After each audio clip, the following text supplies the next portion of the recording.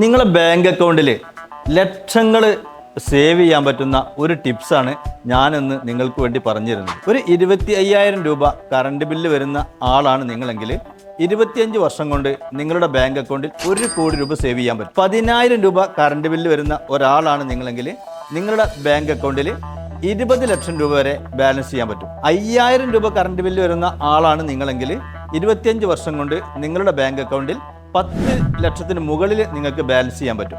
അപ്പോൾ എങ്ങനെയെന്നുള്ളത് ഞാൻ എന്ത് ചെയ്യാം ഒന്ന് വിശദീകരിച്ച് തരാം. ഒരു ഉദാഹരണത്തിന് പറയുകയാണെങ്കിൽ നിങ്ങളുടെ വീട്ടിലോ അല്ലെങ്കിൽ സ്ഥാപനങ്ങളിലോ ഒരു 25,000 രൂപ മാസാമാസം കറണ്ട് ബില്ല് വരുന്ന ഒരാളാണ് നിങ്ങളെങ്കിൽ ഒരു വർഷം നിങ്ങൾ KSEBിക്ക് കൊടുക്കേണ്ടവ 3 ലക്ഷം രൂപയാണ്.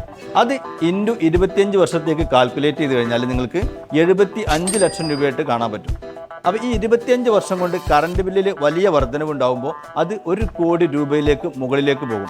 25,000 രൂപ കറണ്ട് ബില്ല് വരുന്ന നിങ്ങളുടെ സ്ഥാപനത്തിൽ ഒരു 10 കിലോ വാട്ടിൻ്റെ സോളാർ പ്ലാന്റ് വെക്കാൻ ഏകദേശം നിങ്ങൾക്ക് ചിലവ് വരിക വെറും 5 ലക്ഷം രൂപയാണ്. 5 ലക്ഷം രൂപ മുടക്കിയാൽ 25 വർഷം കൊണ്ട് 1 കോടി രൂപയാക്കി മാറ്റാൻ പറ്റുന്ന വല്ല മായാജാലും നിങ്ങളുടെ കയ്യിൽ. 10,000 രൂപ കറണ്ട് ബില്ല് വരുന്ന ഒരു വീട്ടുടമസ്ഥനാണ് നിങ്ങളെങ്കിൽ നിങ്ങൾ ഒരു വർഷം KSEBിക്ക് കൊടുക്കുന്നത് 60,000 രൂപയാണ്. കാരണം വീട്ടിൽ 2 മാസം കൂടുമ്പോഴാണല്ലോ ബില്ല് വരിക. ഈ 60,000 നിങ്ങൾ 25 വർഷത്തേക്ക് അങ്ങോട്ട് ഗുണിച്ചു കഴിഞ്ഞാൽ അത് 15 ലക്ഷം രൂപയാകും.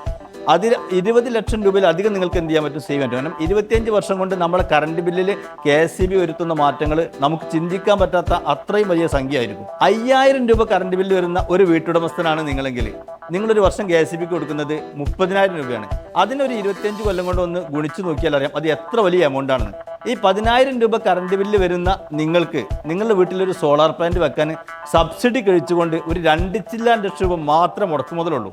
അത് മുടക്കിയിട്ടുകൊണ്ട് മാസാമാസം നിങ്ങളടക്കുന്ന കറണ്ട് ബില്ല് നേരെ നിങ്ങളെ ബാങ്കിലേക്ക് മാറ്റിയാൽ മതി.